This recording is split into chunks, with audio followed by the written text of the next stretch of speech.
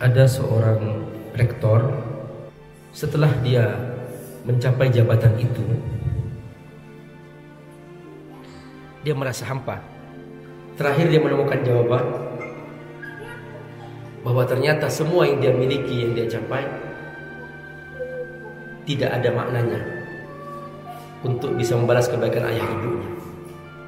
Akhirnya dia pamit, dia tinggalkan jabatannya, dan dia tinggalkan universitas itu, dan dia masuk pesantren, tahfiz, dan dia mulai menghafal Quran. Ar-Rahman 'allamal Qur'an, khalaqal insan, 'allamahul bayan.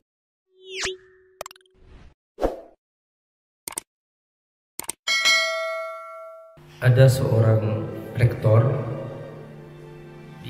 rektor itu jabatan paling tinggi di perguruan tinggi atau di universitas. Dia berhasil mencapai puncak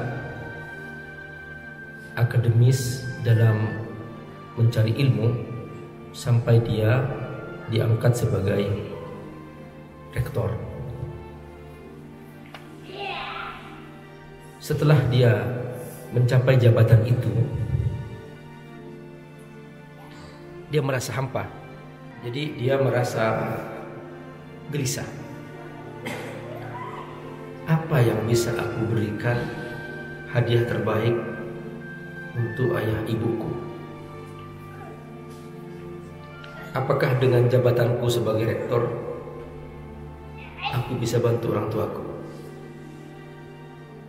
Apakah hanya ini hasil perjuanganku belajar bertahun-tahun?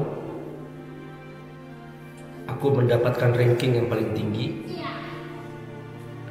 Setelah itu hanya ini yang aku dapat. Oke, aku ngasih uang ke orang tuaku. Apakah hanya itu yang bisa membalas kebaikan ayah ibuku? Terakhir dia menemukan jawaban bahwa ternyata semua yang dia miliki, yang dia capai, tidak ada maknanya untuk bisa membalas kebaikan ayah ibunya. Kecuali satu, kata dia, yaitu aku harus menghafal Al-Quran. Aku harus menghafal Al-Quran. Akhirnya dia pamit, dia tinggalkan jabatannya, dan dia tinggalkan universitas itu, dan dia masuk pesantren, tahfiz, dan dia mulai menghafal Quran. Anakku rahimakumullah, jangan merasa lelah menghafal Quran. Memang Allah memberikan kepada kita kemampuan masing-masing. Ada yang cepat, ada yang lambat. Yang cepat bersyukurlah kepada Allah. Tapi ingat, jaga tuh hafalan. Karena seringkali banyak orang terlena dengan cepat menghafal, setelah itu dia tidak mampu menjaganya, sehingga ujungnya pun juga tidak hafal juga. Karena hakikatnya, setelah kita hafal 30 juz, yang paling berat adalah perjuangan berikutnya, yaitu proses menuju itqan, hafalan yang mutqin. Itu lebih berat daripada menghafal baru. Makanya sampai muncul kaidah, para ulama mengatakan, man raja al-khams lam yans. Siapa yang selalu melakukan murojaah, bagi yang hafal 30 juz, setiap hari minimal 5 juz, khams 5, minimal 5 juz, lam yans, dia tidak akan pernah lupa seumur hidupnya. Itu setiap hari minimal 5 juz bagi yang hafal 30 juz. Dan Nabi memberitahukan bahwa Al-Quran asyaddu tafallutan minal ibil. Menghafal Quran itu lebih sulit daripada menjaga unta.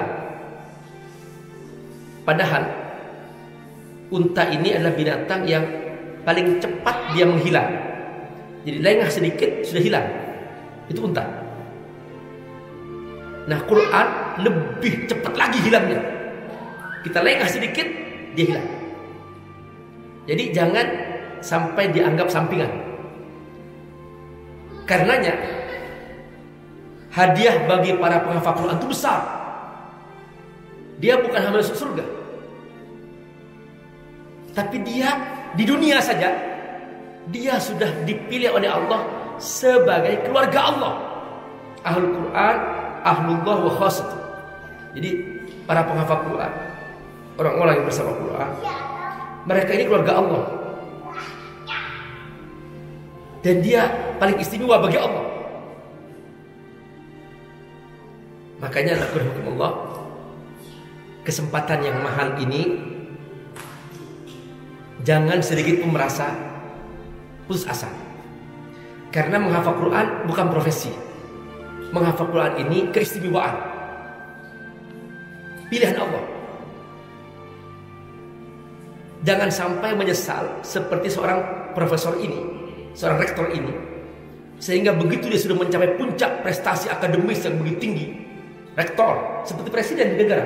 Jadi kalau jabatan tertinggi di sebuah universitas itu rektor, kalau di negara presiden. Itu sudah tertinggi, sudah di sebuah prestasi akademis. Dia meninggalkannya hanya karena dia ingin memasang mahkota kepada orang tuanya nanti di surga. Nah, karena itu cepat atau lambat teruskan jalanin, nikmatin menghafal Quran. Yang paling penting mutqin. Jadi al-qalilu ma'al itqan khairun minal katsir bila itqan. Ini kaidah ya. Al-qalilu ma'al itqan khairun minal katsir bila itqan. Sedikit tapi mutqin, enggak ada salahnya, bagus. Itu lebih baik daripada banyak tapi cepat hilang. Nah, makanya bertahap. Allah tidak minta 40 juz, enggak, hanya 30 juz. Ya, betul. Berapa juz? Hanya 30 juz, enggak. Ya, jangan tambah lagi. Itu aja. Insya Allah sabar. Semoga Allah berkahi. Ini lidah. Kenapa lidah ini bergerak? Diciptakan oleh Allah dengan sistem yang begitu rapi, bergerak hanya untuk mengulang-ulang ayat Allah. Hanya untuk mengulang Quran, bukan untuk ngomong yang sia-sia. Makanya kita diperintahkan untuk bersiwak. Kenapa bersiwak? Untuk menghormati Quran yang lewat di mulut ini. Karena itu orang bersiwak itu as-siwaku mardatun lirabb wa muthiratun lil fam. Siwak itu adalah merupakan jalan untuk mencapai ridha Allah dan membersihkan mulut. Itu intinya sebetulnya untuk memuliakan Quran. Karena orang sholat itu baca Quran. Makanya sebelum sholat kita diperintahkan bersiwak. Bagi Nabi, siwak itu wajib sampai Nabi wafat. Bagi umatnya sunnah muakkadah. Nabi bersabda, laula ana syuqqu ala ummati la amartuhum bisiwak. Kalau tidak karena umatku kesulitan mencari kayu siwak itu, aku akan wajibkan mereka bersiwak. Nah, insyaallah dan aku hukumullah, jangan menyerah. Ya. Jangan menyerah. Nikmati dengan itqan. Ingat, level kamu nanti menjadi keluarga Allah. Dan paling istimewa, kamu akan memberikan mahkota untuk ayah ibu kamu. Teruskan. Insya Allah, di depan kamu masih panjang waktu, ada 6 tahun. Perjalanan hidup kamu untuk bisa menikmati menghafal Quran. Ingat, sedikit demi sedikit. Nih, kunyah dengan baik seperti makan nasi. Biar pencernaan kamu sehat, pencernaan kamu sehat. Tapi kalau tergesa-gesa, kamu akan mudah lupa. Akhirnya nggak mungkin. Jadi cara menghafalnya adalah sedikit demi sedikit. Al-qalil ma'al itqan khairun minal katsir bila itqan. Sedikit demi sedikit tapi mungkin lebih bagus daripada banyak tapi tidak mungkin. Semoga Allah berkahi dalam menghafal Quran. Ingat, OTQ adalah proses untuk ngecas. Uzlah tahfidz Quran yang kita laksanakan ini untuk ngecas, membangun semangat kamu untuk menambah hafalan baru. Tapi setelah ini kamu teruskan untuk menjaga hafalan itu, sehingga nanti ketika sampai di surga kita bisa memberikan mahkota yang indah kepada orang tua kita. Ingat bahwa yang Allah minta mutqinnya, ya, bukan aku pernah hafal, bukan itu, bukan aku pernah hafal, bukan, tapi aku mutqin menjaga hafalan Quran. Itulah yang terbaik. Semoga Allah berkahi. Wassalamualaikum warahmatullahi wabarakatuh. Assalamualaikum warahmatullahi wabarakatuh. Alhamdulillah wassalatu wassalamu ala Rasulillah wa ala alihi wa sahbihi wa man. Teman-teman rahimakumullah, Abi Amir mengasuh sebuah pesantren FAT Institute. Pesantren FAT ini ada di Jakarta, ada juga di Sukawangi, Bogor.